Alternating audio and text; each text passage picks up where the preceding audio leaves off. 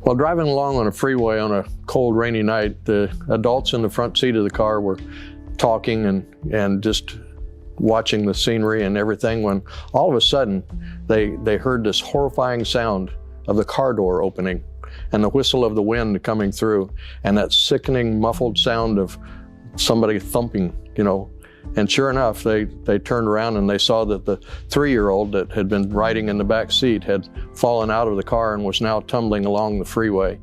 Well, the driver, of course, stopped immediately and turned around and went running back. And sure enough, this child was laying there motionless. And to her surprise, though, she found that all the traffic around her on that freeway had stopped and that they were just a few feet away from her.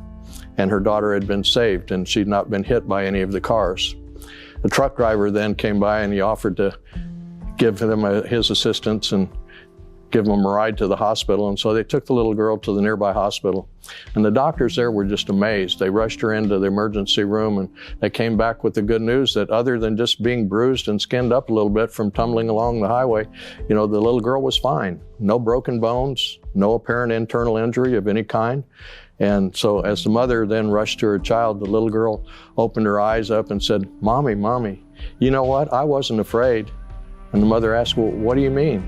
And the little girl said, "Well, when I was laying there on the road waiting for you to come back and get me, I looked up and right there I saw Jesus standing right beside me and he was holding back the traffic with his arms out."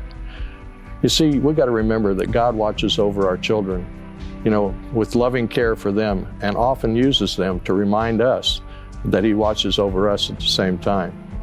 You need to understand the fact that God is always there and always willing to stop the traffic for you. This is Pastor Riley, and that's just a thought.